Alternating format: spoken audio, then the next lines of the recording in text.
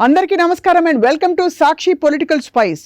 ఆంధ్రప్రదేశ్లో ప్రస్తుతం రాబోయే ఎన్నికలకి ఏమేమి సన్నాహాలు జరుగుతున్నాయో పార్టీల వారీగా చూస్తే అధికార వైసీపీ అందరికీ తెలిసిన విషయమే. సభలతో వాళ్ళు చేసిన కార్యక్రమాలతో చాలా కాన్ఫిడెంట్గా ముందరకెళ్తున్న పరిస్థితి. మరోవైపు ప్రతిపక్షాలన్నీ కూడా ఇంకా కూడా సీట్ల పంపకం విషయంలో కావచ్చు, లేక పొత్తుల విషయంలో కావచ్చు, ఇతర అంశాల విషయంలో, మేనిఫెస్టో విషయంలో కావచ్చు, ఇంకా సమష్టిగా ఒక కృషి చేస్తున్న పరిస్థితులు అయితే కనిపించట్లేదు. ఉదాహరణకి గత కొన్ని రోజులుగా ఇంత హీటెడ్ టైంలో కూడా ప్రధాన ప్రతిపక్ష నేత చంద్రబాబు నాయుడు గారు, అలాగే పవన్ కళ్యాణ్ గారు కూడా అక్కడ కాకుండా ఇక్కడ హైదరాబాద్లో ఉన్నట్టు వార్తలు వస్తున్నాయి. మరి వాస్తవం ఏంటో తెలియదు కానీ ఎనీవే జరుగుతున్న పరిణామాలపై అండ్ ప్రత్యేక హోదా అంశాన్ని తీసుకెళ్తున్న షర్మిల గారి స్టాండ్స్పై కూడా మాట్లాడబోతున్నాయి. ఇవాళ చింతా రాజశేఖర్ గారు అందరికీ సుపరిచిత పొలిటికల్ అనలిస్ట్ మన స్టూడియోలో ఉన్నారు. నమస్కారం సార్. నమస్తే అమ్మా. లిస్టులు ప్రకటించడం అనే ఒక చాలా ఇంపార్టెంట్ కీలకమైన అందులో పొత్తులో ఉన్నప్పుడు ఆ కార్యక్రమాన్ని ఏదో పేపర్లో లీక్ ఇచ్చినట్టు ఎవరో ఊహించి రాసినట్టు కాకుండా ఎందుకు బహిరంగంగా కూర్చుని కమాన్ ఇది మా లిస్ట్ అని చెప్పట్లేదు ప్రతిపక్షాలు? అది చెప్పారా పోనీ? ఇక్కడ విషయం ఏంటంటే లిస్ట్ ప్రకటించిన మరుక్షణం ఉభయలు కలిసి అంటే ఫస్ట్ ఆఫ్ ఆల్ ఒక చెప్పాను కదా, కాళ్ళకి ఒక గొలుసు వేసి కట్టిస్తున్నారు బీజేపీతో. ఆ గొలుసు తెంచుకోవాలి. బీజేపీతో టీడీపీతో కలిసి రావడానికి సిద్ధంగా లేదు. మేము కనుక టీడీపీతో కలిసి రావాలంటే 80 సీట్లు జనసేన బీజేపీ కూటమికి ఇచ్చి పవన్ కళ్యాణ్ 2 సంవత్సరాలు ముఖ్యమంత్రి అయితేనే మేము ట్రయాంగులర్ పోటీకి సిద్ధమని నడ్డా గారు చెప్పినట్టు మనకు వార్తలు వచ్చినాయి. అవును. సో దానికి ఎప్పుడైతే 80 స్థానాలు బీజేపీతో ఎవడో పొత్తు పెట్టుకుంటే పోయినసారి ఆంధ్రప్రదేశ్లో ప్రజలు ఎట్లా అయితే బీజేపీని ఈడ్చుతున్నారో ఈసారి అట్లాగే ఈడ్చుతుంటారు. ఇక్కడ రెండు పార్టీల మధ్యలోనే పొత్తు ఉంటుందని చెప్పి మాకు అర్థమవుతుంది. 2 పార్టీల మధ్యలో పొత్తుంటే మనం గత ఇంటర్వ్యూలో కూడా చెప్పుకున్నాం. 1/3 అయితే ఉండదని చెప్పాను నేను. అవును, 1/3 ఉండదు, 1/3లో హాఫ్ ఉంటుంది, 1/6 ఉంటుందని చెప్పాను. దాదాపు అదే రేంజ్లో మీకు 25 to 30 మధ్యలో మీకు ఉంటాయి. రైట్. అది ఎప్పుడైతే బయటకు వచ్చిందో పవన్ కళ్యాణ్ దిష్టి బొమ్మలు తగలబెడతారు జన సైనికులు. ఎందుకంటారు అలాగా? వాళ్ళు 10 సంవత్సరాలు నీకు ఇదిగో క్యారెట్ అండ్ స్టిక్ దీనిలాగా నీకు కాపు ముఖ్యమంత్రి చేస్తాను, నేనే ముఖ్యమంత్రి అవుతాను ఇవన్నీ చెప్పి ఈ రోజున 30 సీట్లతో నువ్వు టైప్ పెట్టుకున్నావు అంటే ఎందుకు పెట్టుకున్నావు? అంత గత్యంతరం ఏర్పడింది. చంద్రబాబు నాయుడు జైల్లోకి వెళ్తే నువ్వు వెళ్ళి రాజమండ్రి జైల్లోకి వెళ్ళి పరామర్శించాల్సిన అవసరమే ఉంది. చంద్రబాబు నాయుడు జైలుకి వెళ్తే మనం ఇంకా బలపడేవాళ్ళం కదా. ఇప్పటి సభలో నువ్వు విపక్ష ఓటు చీలనివ్వని ఎందుకు చెప్పావు? ఇన్ని రోజులు పవన్ కళ్యాణ్ని ప్రశ్నించకుండా తమలో తాము మదన పడిపోయిన జన సైనికుల గుండెలు అగ్నిపర్వతాల్లాగా బద్దలవుతాయి. అవును, డెఫినెట్గా జనసేన అంటే 30 సీట్ల లోపల జనసేన పొత్తు పెట్టుకుంటే పవన్ కళ్యాణ్ దిష్టి బొమ్మలు జన సైనికులే తగలబెడతారు. ఇందులో అనుమానం లేదు. అంటే ఇప్పుడు 9+2 ఏదో 11 స్థానాలు ప్రకటించినట్టున్నారు ఎంపీ స్థానాలు. అందులో రెండు జనసేన అండ్ 9 టీడీపీ అన్నారు. అవును. మరొక ఊహాగానం ఇక తెలంగాణలో జరిగిన ఉదంతం తీసుకుంటే అక్కడ పార్టీ నాయకులని ఈ పార్టీలోకి పంపించి ఇక్కడి నుంచి టికెట్లు ఇప్పిస్తారో అని ఒక ఆందోళన కూడా పడుతుంది కదా, ఒక చర్చ కూడా. ఇప్పుడు కొండతాల గారు కానీ లేకపోతే దర్శి టికెట్ ఒకళ్ళు ఎవరో నాదలమ్మన్న ఎవరో కొత్త అభ్యర్థిని తీసుకొచ్చారు, దర్శి టికెట్. ఇవన్నీ కనపడుతున్నాయి, మనకి స్పష్టంగా కనపడుతున్నాయి. అలాగే గత ఎన్నికల కంటే పూర్వం జనసేన పార్టీలో చేరిన వాళ్ళు జేడి లక్ష్మణ్ గారు కానీ, తోట చంద్రశేఖర్ గారు కానీ, ఆర్ఎంఆర్ గారు కానీ, అద్దెపల్లి శ్రీధర్ గారు, మాదాసు గంగాధరం గారు కానీ, వీళ్ళందరూ పెద్ద లిస్ట్ ఉంది. అద్దెపల్లి శ్రీధర్, ఆర్టీఏ విజయబాబు గారు, వీళ్ళందరూ పార్టీలో వచ్చి అక్కడ సరైన గౌరవం దగ్గర వాళ్ళు వస్తే పవన్ కళ్యాణ్ దిక్కులు చూస్తాడు. ఇలా వాళ్ళకి సరైన రెస్పాన్స్ కానీ రెస్పెక్ట్ కానీ ఉండదు. ఆఫీస్లో వస్తే కుర్చీలు ఆఫర్ చేయకూడదని, వాళ్ళు ఏమైనా పేపర్లు ఇస్తే తీసుకోకూడదని, వాళ్ళు ఫోన్ అటెండ్ చేయకూడదని, ఇవన్నీ మనకి సందీప్ రాయల్ మన ఇంటర్వ్యూలో చెప్పేశాడు.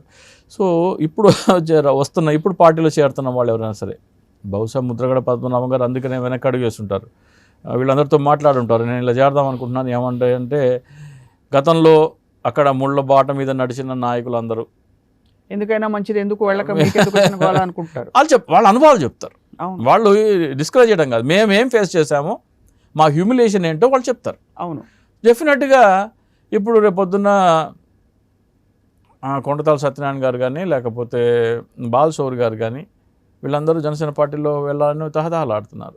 ముద్రగడ పద్మనాభం గారు కూడా కొద్దిగా ఆగారు కానీ ఎందుకైనా మంచిదని కొద్దిగా స్లో డౌన్ అయ్యారు. ఎప్పుడైతే ముద్రగడ పద్మనాభం గారు స్లో డౌన్ అయ్యారో అక్కడ ఈక్వేషన్ మారిపోయింది అవును. ఉభయ గోదావరి జిల్లాల్లో. సో ఇవన్నీ చూసిన తర్వాత వాళ్ళు రాబోయే రోజుల్లో ఎలాంటి హ్యూమిలేషన్ ఫేస్ చేయాలి అనేది, పార్టీలో ఎలాంటి హ్యూమిలేషన్, జనసేన పార్టీలో పవన్ కళ్యాణ్ వాళ్ళకి ఎలాంటి అగౌరవాలు వడ్డించి వారుస్తారు అనేది వాళ్ళకి తెలియకపోవచ్చు. అవును. అంబట్రాయుడు కానీ లేకపోతే వీళ్ళందరూ. సో మరి ఇక పొత్తు లాంటి విషయాలకు వస్తే, సీట్ల విషయానికి వస్తే మనకి ఎంపీ సీట్లో చూసాం 20% ఇచ్చారు. అవును. 170లో 20% ఇట్ కమ్స్ టు 35. అవును. అంతకంటే మించి అయితే ఉండదు ఎమ్మెల్యే సీట్లు. 35 కూడా కాదు, 30 కూడా దాటదని నేను గంటాపదంగా చెప్పగలను. కానీ అసలు అంటే ఈ ఇరువురు నాయకులు మరి చర్చలు జరుపుతున్నారా ఇక్కడ కూర్చుని? ఎందుకంటే ఆంధ్రప్రదేశ్ కి అంటే అక్కడ లేకుండా ఇక్కడ హైదరాబాద్లో ఉంటూ కదలలేదు అనే ఒక మాట వినిపిస్తుంది. అది వాస్తవమా? విషయం ఏంటంటే వాళ్ళు మేము ఓడిపోతున్నామని వాళ్ళందరికీ అర్థమైంది. విపక్షాలకి మేము ఓడిపోతున్నాము అని they have psychologically determined. They have accepted the defeat psychological. ఏదో మేకపోతే గాంభీర్యం ప్రజల ముందర అలా కనపడితే బాగోదని తెలుస్తుంది. కానీ నేను నిన్న ఒక సర్వే కూడా వచ్చింది, అది 113 సీట్లు వైసీపీ ప్లస్ 23 టఫ్ ఫైట్లా చూపిస్తున్నారు. అంటే ఆ 23లో నేను సగం వేసుకున్నా కానీ 125 సీట్స్ క్రాస్ చేస్తుంది. కానీ I say that YCP is comfortably with 130+. రాబోయే రోజుల్లో 30 లోపు గనక జనసేనకి టికెట్లు ఇస్తే అది 140 కూడా దాటుతుంది ఈజీగా. రైట్. సో జనసేనలో వీళ్ళు ప్రచారం చేసిన వ్యతిరేకత లేదు. అండ్ చంద్రబాబు నాయుడు మీద ఉన్న వ్యతిరేకత పవన్ కళ్యాణ్ తన మెడలో గుదిబండలాగేసుకున్నాడు. చంద్రబాబు నాయుడు ఎవరు నమ్మట్లేదు. 2004లోనే చంద్రబాబు నాయుడు చాప్టర్ క్లోజ్. 2004లో ఎన్టీ రామారావు గారిని దింపేసిన తర్వాత ఒక ఎన్నికల్లో బీజేపీ మద్దతుతో గెలిచాడు. ఆ తర్వాత చంద్రబాబు నాయుడు ఎవరు నమ్మలేదు. 2004, 2009 రాజశేఖర రెడ్డి డస్ట్బిన్ చూపించాడు చంద్రబాబు నాయుడికి. ఆ తర్వాత 2014లో నన్ను నమ్మట్లేదు అని చంద్రబాబు నాయుడు నమ్మట్లేదు కాబట్టి పవన్ కళ్యాణ్ అనే ఫేస్ పెట్టుకుని వచ్చాడు. అవును. అలా గెలిచాడు. గెలిచిన తర్వాత పవన్ కళ్యాణ్ కూడా నిలబడలేదు. ఇప్పుడు చంద్రబాబు నాయుడు ఉన్న మరకలు పవన్ కళ్యాణ్ కంటిన్యూ. అంటే లాస్ ఆఫ్ క్రెడిబిలిటీ లేని నాయకుడుగా చంద్రబాబు నాయుడుకు ఉన్న అపవాదు పవన్ కళ్యాణ్ కూడా అంటుకుంది. సో ఇప్పుడు వాళ్ళిద్దరు కలిసినా కానీ నమ్మే పరిస్థితి లేదు. సో పవన్ కళ్యాణ్ చంద్రబాబు నాయుడు వదిలించుకొని తన మరకలు తను కడుక్కొని క్లీన్గా వచ్చింటే కనుక ఈ రోజున ఒక ఫార్మిడబుల్ స్ట్రెంగ్త్ కాదు, హీడో పెర్ఫార్మ్డ్ బెటర్ దాన్ తెలుగుదేశం అని 2019 తర్వాత వద్దనుకునే డ్రాప్ చేసే కదా అంత ఎమోషనల్ అవకాశం. అంటే ఇక్కడ జనసేనకులు అర్థం చేసుకునేది ఏంటంటే దే కమ్ ఐ ఓపెన్, కళ్ళు తెరవండి. జనసేన పార్టీ పవన్ కళ్యాణ్ది కాదు. ఇంత గత్యంతరం లేని పరిస్థితి ఏంటి? చంద్రబాబు నాయుడుతో తప్ప పొత్తు పెట్టుకోవాల్సిన అంత గత్యంతరం లేని పరిస్థితి ఏంటి? పార్టీ అతనిది కాదు, కళ్ళు తెరవండి.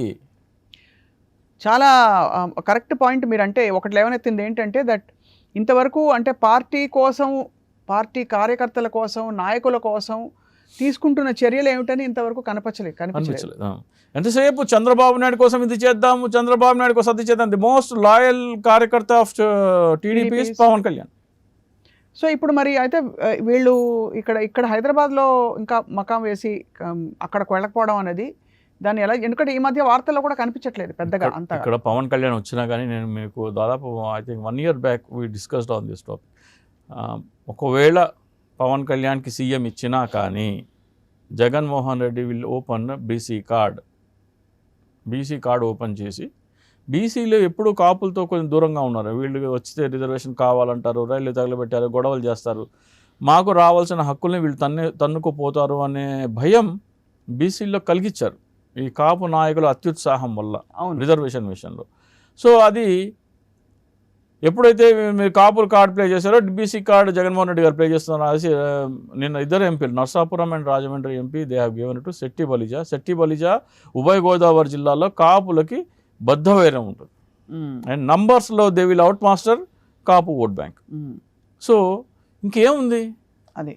సో మీరు ఎప్పుడూ కులం మీద రాజకీయాలు చేయలేదు. కాపు యువతకి, కాపు నాయకులకి, కాపు సామాజిక వర్గానికి నేను చెప్తున్నాను, కాపు ముఖ్యమంత్రి కావాలనుకుంటే అది చాలా చాలా తప్పు ప్రజాస్వామ్యంలో. ఒక సమర్థుడైన వ్యక్తి ముఖ్యమంత్రి అయ్యి అతను కాపు అయితే మీరు సంతోషపడండి. By accident if Kapu becomes, అంటే బై యాక్సిడెంట్ కాదు, ఆయన కష్టంతో, ఆయన శ్రమతో, ఆయన టాలెంట్తో ఎవరైనా కాపు ముఖ్యమంత్రి అయితే మీరు సంతోషపడండి. అంతేకాని కాపు ముఖ్యమంత్రి కావాలి అనే కోరిక కోసమే పవన్ కళ్యాణ్ అసమర్థుడు, పవన్ కళ్యాణ్ లాంటి అసమర్థుడు. అంటే అవన్నీ కూడా పక్కన పెడితే ఆయన అవుదాం అనుకోవట్లేదు కదా ఫస్ట్ ఆఫ్ ఆల్. మీరు పోనీ వీళ్ళు నమ్మినా, వీళ్ళు అనుకున్నా అనుకోకపోయినా, సోషల్ ఇంజనీరింగ్లో, సామాజిక న్యాయంలో, సొసైటీ కోసం కులం అది మంచిది కాదని మీరు చెప్పినా, ఇక్కడ నేను కాపుని కాబట్టి నేను ముఖ్యమంత్రి అయి చూపిస్తా అని ఆయనకు లేదు. అందుకని అసమర్థుడు అంటున్నా. అసమర్థుడు అంటే మీరు కోరుకుంటున్న సమర్థత అతనిలో లేదు. అతను నేను ముఖ్యమంత్రి అవ్వాలనే తపన 2014 నుంచి లేదు. 2014 నుంచి 2 సంవత్సరాలను ఇంట్లో పడుకున్నాడు. మళ్ళీ వచ్చి 2 మీటింగ్లు పెట్టి మళ్ళీ ఇంట్లో పడుకున్నాడు. ఇప్పుడు వారాహి వచ్చింది. వారాహి వస్తే మనల్ని ఎవడరా ఆపేది అన్నారు. ఈ జన సైనికులు చొక్కాలు చించుకొని ఊరు వాడ ఎవడరా మనల్ని ఆపేది అని పోస్టులు పెట్టారు. ఈరోజు నాకు తెలిసి 377 days ఎంతో అయింది. 377 రోజుల్లో ఎన్ని రోజులు ఉంది? 17 రోజులు ఉందా కనీసం యాత్ర? వారాహి ఆంధ్రప్రదేశ్లో పవన్ కళ్యాణ్ తిరిగింది ఎంత? అదే యాత్ర. అంటే మీరు ఏడాది కాలంలో 2 వారాలు కూడా తిరగని ఒక వాహనాన్ని పట్టుకొని అదేదో గెలుపు చక్రం అని, నేను అప్పుడే చెప్పాను, అది ఉత్తర కుమార ప్రగల్భాలు సంథింగ్ సార్. గెలుపు చక్రం కాదు, మీరు గెలుపు చక్రమా పేరు? ఏది? వారాహి విజయ యాత్ర అన్నారు కదా. వారాహి విజయయాత్ర. మీరు గెలుపు చక్రం దాన్ని మరి విజయయాత్ర అంటే గెలిచిన తర్వాత పెట్టాల్సిన యాత్ర. అవును. సో అనుకుని మీరే ఒక విశ్లేషణ చెప్పాను. సో ఆకాంక్ష కూడా లేదు. విజయ ఆకాంక్ష పోని విజయాకాంక్ష యాత్ర అని చెప్పడం కూడా లేదు. విజయవాడ యాత్ర అంటే పోయేదేమో. విజయవాడ యాత్ర అంటే పోయేది. సో ఇలా చెప్తున్నాను. అంటే యువకులకి పాపం వాళ్ళకి మత్తి భ్రమించిందని చెప్పకూడదు, కానీ విచక్షణ వివేకం కోల్పోయారు. పవన్ కళ్యాణ్ లేటెస్ట్ గా వాళ్ళ మనోభావాలు ఏంటో మనకు తెలియదు నిజానికి. ఇప్పుడు మీరు టికెట్లు 30 లోపల ఇవ్వండి, భగ్గుమంటది రాష్ట్రం. అంతేనా? భగ్గుమంటది. పవన్ కళ్యాణ్కి చుక్కలు చూపెడతారు. ఒక పక్క కార్యకర్తలు, ఇంకోవైపు బీజేపీకి అకౌంటబుల్ కదా. ఏది అంటే అసలు బీజేపీ అది తెలుసుకోవాలి ఫస్ట్. బీజేపీ అక్కడ డైవోర్స్ తీసుకొని వచ్చి ఇక్కడ పెళ్లి చేసుకోవాలి. అదే అంటే ఇక్కడ ఆల్రెడీ పెళ్ళైనట్టు కదా ఫస్ట్. ఇక్కడ లివ్ ఇన్ రిలేషన్ అంటే చాలా అంటే నిజంగా దిగ్భ్రాంతి కలిగించే పరిణామాలు సార్. మనం ఇలా మాట్లాడుకోవాల్సిన పరిస్థితి రావడమే చాలా దౌర్భాగ్యం. ఎందుకంటే ప్రజాస్వామ్యంలో ఇప్పుడు వెదర్ ఇట్స్ హార్స్ ట్రేడింగ్ అంటే ఎమ్మెల్యేలు ఇక్కడ నుంచి అక్కడికి జంప్ అవ్వడం లాంటి కార్యక్రమాలు మొదలుకొని ఎమ్మెల్యేలుగా ఉన్నప్పుడు అనర్హత వేట్లు ఇవన్నీ మనం మాట్లాడుకోవాల్సిన పరిస్థితులు వచ్చాయి ఇవాళ. ఎందుకంటే అవకాశం రాకపోతే నాకు ఎక్కడ దొరికితే అక్కడ వెళ్ళిపోతా అనే పరిస్థితిలో ఉంది. ఒక విషయం మాత్రం క్లియర్ అండి, పవన్ కళ్యాణ్ బీజేపీతో పొత్తు పెట్టుకున్నది రాష్ట్ర ప్రయోజనాల కోసం కాదు, జనసేన పార్టీ బలోపేతం కోసం కాదు, బీజేపీ బలోపేతం కోసం కాదు. ఆయన స్పష్టంగా చెప్పాడు, నేను బీజేపీతో పొత్తు పెట్టుకున్నది 3 రాజధానుల ప్రకటన రద్దు చేయించడం కోసం. అంటే బీజేపీతో పొత్తు పెట్టుకున్నది కూడా చంద్రబాబు నాయుడు కోసమే. ఆయన పవన్ కళ్యాణ్ ఉచ్ఛ్వాస నిశ్వాసాలు కూడా, అంటే గాలి తీసుకుని గాలి వదలటం, తాను బతికుండటానికి ఆక్సిజన్ తీసుకోవడం కూడా చంద్రబాబు నాయుడు కోసమే తీసుకుంటాడు. అంతటి బానిస, అంతటి కట్టు బానిస. ఇప్పుడు ఈ మొత్తం ఈక్వేషన్లో సార్ కాంగ్రెస్ పాత్ర ఎలా ఉండబోతోంది? బికాస్ కాంగ్రెస్ ఇన్ని రోజులు ఇప్పుడు సడన్గా ఇవాళే తెల్లారినట్టు కొద్దిసేపటి క్రితమే మనకి చూసాం మనం. గౌరవ్ గొగోయ్ గారు ఆంధ్రప్రదేశ్కి ప్రత్యేక హోదా. మన గత ఇంటర్వ్యూలో మీరు తీసుకుంటే నేను చెప్పడం జరిగింది, జగన్మోహన్ రెడ్డి గారి దగ్గర 22 మంది లోక్సభ సభ్యులు, 9 మంది రాజ్యసభ సభ్యులు, గతంలో 6. ప్రతి సభలో లేచి వాళ్ళు ఆంధ్రప్రదేశ్కి ప్రత్యేక హోదా కావాలని అడుగుతున్నారు. కాంగ్రెస్ పార్టీ నుంచి మొట్టమొదటి సంతకం పెడుతున్న రాహుల్ గాంధీ గారు కానీ, లేకపోతే సోనియా గాంధీ గారు కానీ, లేకపోతే ఏ కాంగ్రెస్ ఎంపీ అయినా సరే ఆంధ్రప్రదేశ్కి ప్రత్యేక హోదా కావాలని గత 5 సంవత్సరాల రికార్డు ఉంటే చూపించండి అని అడగడం జరిగింది. 2-3 ఛానల్స్ నేను పదే తులసిరెడ్డి గారి సమక్షంలో తులసిరెడ్డి గారిని కూడా అడిగాను నేను, మీరు మొదటి సంతకం పెడతా అంటున్నారు, లోక్సభలో మీ ఎంపీ మాట్లాడిన రికార్డు ఉంటే నాకు చూపించండి అని. బహుశా దాన్ని పర్యాసనే అవును కదా, దీనికి సమాధానం చెప్పుకోలేకపోతున్నాం, మనం బయట మాట్లాడి పార్లమెంట్లో మాట్లాడకపోతే జనాలు ఎలా నమ్ముతారు అనుకున్నారో ఏమో మరి. Finally thanks to what ever, ఈ ప్రెషర్ పనిచేసిందా లేకపోతే వాళ్ళు అనుకుని చేశారా, కానీ వాళ్ళకి మాత్రం నేను చెప్పేది ఏంటంటే, మీరు చేసింది ఆంధ్రప్రదేశ్ ప్రయోజనాలకు. ఇప్పుడు మీరు జగన్మోహన్ రెడ్డిని అని తిట్టడం కంటే కూడా ఇలాంటి పనులు చేయండి. అలాగే మీ పార్టీకి అసలు నిట్ట నిలువున తెలుగు రాష్ట్రాలు రెండింటినీ దాదాపుగా ముఖ్యంగా ఆంధ్రప్రదేశ్ని మోసం చేసిందే కాంగ్రెస్ అని చెప్తూ వచ్చారు కదా సార్ మీలాంటి విశ్లేషకులు చాలా మంది. ఇప్పుడు కొత్తగా ఏదో మేము సడన్ గా మాకు మెలకు వచ్చింది అన్నట్టుగా ఇవాళ ఒక ప్లకార్డ్ పట్టుకున్నా లేకపోతే అది అంశం లేవనెత్తినా దాని ఎఫెక్ట్ ఏమాత్రం ఉంటుందంటారు? అంటే ఆంధ్రప్రదేశ్లో ఈవెన్ తెలంగాణ జల్లికట్టు విషయం ఆర్ కావేరీ వాటర్ డిస్ప్యూట్ ఏదైనా సరే ప్రజలందరూ గళం విప్తే కానీ సాధించలేమండి. అది ఇప్పుడు కరెక్టే. జగన్మోహన్ రెడ్డి గారు మోడీ గారు పక్కన కూర్చోపెట్టుకొని ఆంధ్రప్రదేశ్కి ప్రత్యేక హోదా కావాలి, మాకు ఆంధ్రప్రదేశ్ ప్రయోజనాల కంటే ఏది ఎక్కువ కాదు కాబోదు అని చెప్పేసి దిక్కులు పిక్కడలు ఇలా మాట్లాడారు, హై పిచ్లో మాట్లాడారు. అంటే how confident and how stubborn he is on that అనేది ఇట్ ఎక్స్ప్రెస్ అంటే అది ఎక్స్ప్రెస్ చేయడం కోసం చెప్పారనమాట. సో మాకు ఆంధ్రప్రదేశ్ ప్రయోజనాల కంటే ఏది ముఖ్యం కాదు కాబోదు అని చెప్పేసి చెప్పడం జరిగింది. అయినా కానీ వీళ్ళు విపక్షాలు మోడీ గారికి వంగి వంగి సలాం పెడుతున్నారు, దండం పెడుతున్నారు అని చెప్తారు. వీళ్ళు అయితే చేసింది ఏమీ లేదు. అవును.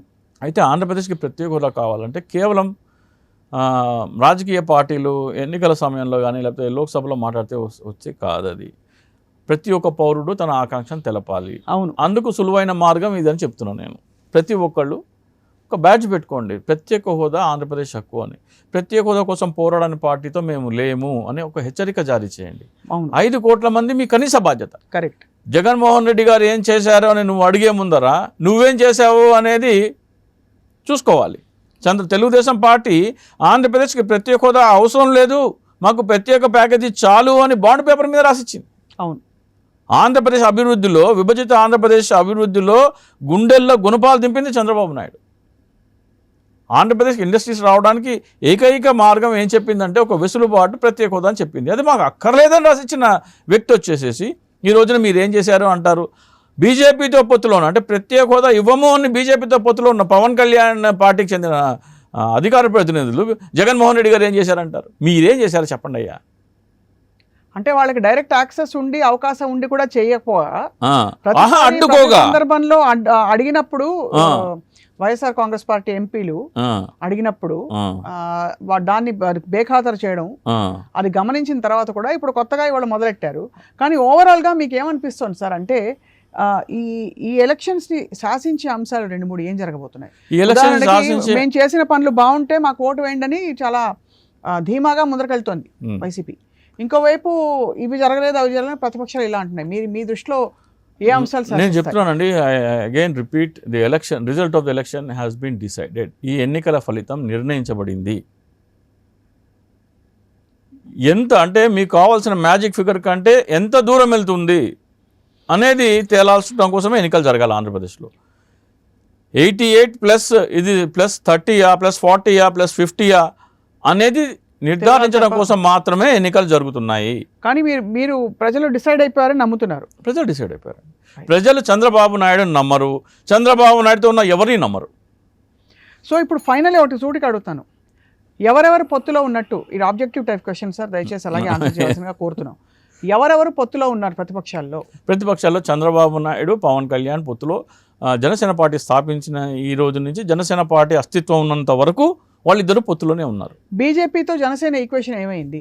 బీజేపీతో పొత్తు పెట్టుకున్నదే తెలుగుదేశం కోసం, చంద్రబాబు నాయుడు కోసం. చెప్పాను కదా, 3 రాజ్యాల ప్రకటన రద్దు చేయించడం కోసం మాత్రమే, ఆ ఒక్క అంశం మాత్రమే పెట్టుకున్నారు. మీరు కావాలంటే తిరుపతి బై ఎలక్షన్లో పవన్ కళ్యాణ్ వైఖరి చూడండి, బద్వేల్ బై ఎలక్షన్లో పవన్ కళ్యాణ్ వైఖరి చూడండి, ఏదైనా సరే పోరాటాలు చేసే విషయంలో వస్తే వాళ్ళ వైఖరి చూడండి, స్థానిక సంస్థల ఎన్నికల్లో పవన్ కళ్యాణ్ వైఖరి చూడండి. ఇంత జరుగుతున్న బీజేపీ ఎందుకు ఊరుకుంటోంది? ఇప్పుడు బీజేపీకి వేరే ఆప్షన్ లేదు కదా. 0.83 ఇప్పుడు బీజేపీకి కుక్కతో ఒక పవన్ కళ్యాణ్ గోదావరి ఎదడానికి. ఆంధ్రప్రదేశ్లో ప్రత్యేక హోదా ఇవ్వనందుకు, విభజన హామీలు అమలు చేయనందుకు 0.83% ఓటు ఇచ్చిన తర్వాత గోదావరి నదిలో, వరద గోదావరి నదిలో కొట్టుకుపోతున్న భారతీయ జనతా పార్టీకి పవన్ కళ్యాణ్ ఒక కుక్కతోక. కాబట్టి ఆ కుక్కతోకను పట్టుకుని ఎదుగుతున్నారు. ఎవరికి ఎన్ని సీట్లు రాబోతున్నాయి, మా మేనిఫెస్టో ఇది, మేము ఇంకా బాగా ఇది చేస్తాం అనే ఒక సమిష్టి ఇది ఎందుకు రావట్లేదు? లేదు కదా. ఇక్కడ జనాల ఆస్పిరేషన్కి, ఓటర్స్ ఆస్పిరేషన్కి భిన్నంగా ఉండబోతోంది పొత్తు. రైట్. పవన్ కళ్యాణ్ వైఖరి ఎప్పుడైనా చూడండి, ఆయన ఒక గ్యాలరీస్ని ఎప్పుడు ఆయన బేఖాతరు చేస్తూ వచ్చారు. బీజేపీతో పొత్తు పెట్టుకోవడం అంటే ప్రజలు తిరస్కరించిన భారతీయ జనతా పార్టీతో పొత్తు పెట్టుకున్నారంటే ఒక రాజకీయ నాయకుడుగా ప్రజలు చీత్కరించుకున్న పార్టీతో పొత్తు పెట్టుకున్నారంటే వాడొక పెద్ద సన్నాసి దద్దమ్మ. I'm sorry to say, I repeat, but that is a very strong word. Yes. అవునండి, 0.83% ఓట్లతో ప్రజలు తిరస్కరించిన ఒక మాదిగా చెప్పాలంటే వెలివేసిన పార్టీతో మీరు పొత్తు పెట్టుకున్నారంటే మీరు ఒక పెద్ద సన్నాసి దద్దమ్మ. చంద్రబాబు నాయుడిని తిరస్కరించిన పార్టీతో, చంద్రబాబు నాయుడు మీద నమ్మకం లేని ప్రజలతో చంద్రబాబు నాయుడు కోసం మీరు చంద్రబాబు నాయుడు భుజాన మోస్తున్నారంటే మీరు ఒక సన్నాసి దద్దమ్మ. మీరు కేవలం జనసేనని తిట్టడానికే అనలిస్ట్ అయ్యారా? చింతా రాజశేఖర్ గారిని అడిగితే ఏం చెప్తారు మీరు? నేను జనసేనలో పనిచేశానండి. జనసేన చెప్పింది ప్రజల కోసం చేస్తానని చేస్తుంది చంద్రబాబు నాయుడు ఊడిగం. అది మీకు నచ్చట్లేదు? ఐఎమ్ హార్ట్ అండ్ సోల్గా నేను నమ్ముతున్నా దాన్ని. అన్న కళ్ళకు కనబడుతుంది. అది ప్రజలకి చెప్పే విధానంలో కొన్ని పరుష పదజానాలు ఉపయోగించక తప్పట్లేదు. రైట్. కాపు సామాజిక వర్గానికి చెప్తున్నాను, మీరు భుజాల మీద మోసే వ్యక్తి నాయకత్వ లక్షణాలు కానీ, నాయకుడిగా ఉండవలసిన కేపబిలిటీస్ అంటే అర్హతలు కానీ, సామర్థ్యం కానీ లేదు. ఒక చేతగాని చవట సన్నాసి దద్దమ్మను పట్టుకొని ఇతను కాపు ముఖ్యమంత్రి చేయాలని కలలు కంటున్నారు. ఇది ఎన్నటికీ జరగదు. ఫైనల్గా సార్, ఎలక్షన్ అంశాలలో మీరు అనేది సంక్షేమ పథకాలు ఒకటి, ఇంకా ఇతర అంశాలు ప్రభావితం చేస్తున్నాయి, ఏమిటి? సంక్షేమ పథకాలు ఒకటి, ఇప్పుడు సోషల్ ఇంజనీరింగ్ ఒకటి. చాలామంది జగన్మోహన్ రెడ్డి గారి మీద అపవాదం ఏంటంటే అందరూ రెడ్లకి దోచిపెట్టారు అంటున్నారు. ఈసారి అది తుడిచిపెట్టేస్తున్నారు ఆయన. ఒక ఇందిరమ్మ ఇంట్లో ఉంటున్న ఒక వ్యక్తిని తీసుకొచ్చి టికెట్ ఇచ్చారు, అసెంబ్లీ టికెట్, మడకసిర. సో అది నాకు తెలిసి పవన్ కళ్యాణ్ కానీ లేకపోతే చంద్రబాబు నాయుడు కానీ కళలో కూడా వాళ్ళు ఒక పీడకల్లో కూడా అది రాదు. సో అలాంటి వాళ్ళకి ఈరోజు జగన్మోహన్ రెడ్డి గారు వెళ్తున్న స్పీడ్ కానీ 100 కిలోమీటర్ స్పీడ్లో వెళ్తున్న ఎక్స్ప్రెస్ని ఒక సైకిల్ మీద వెళ్తున్న వ్యక్తి తట్టుకోలేరండి. అంతే అంటారు. రైట్. చింతా రాజశేఖర్ గారు, వేచి చూద్దాం. పరిణామాలు రోజు రోజుకి మారుతున్నాయి, కొత్త డెవలప్మెంట్స్ వస్తున్నాయి, కొత్త చర్చనీయాంశాలు వస్తున్నాయి. కాబట్టి చర్చిస్తూ ఉందాం ఎలక్షన్స్ దాకా, ఎలక్షన్స్ తర్వాత కూడా. నమస్కారం. నమస్తే.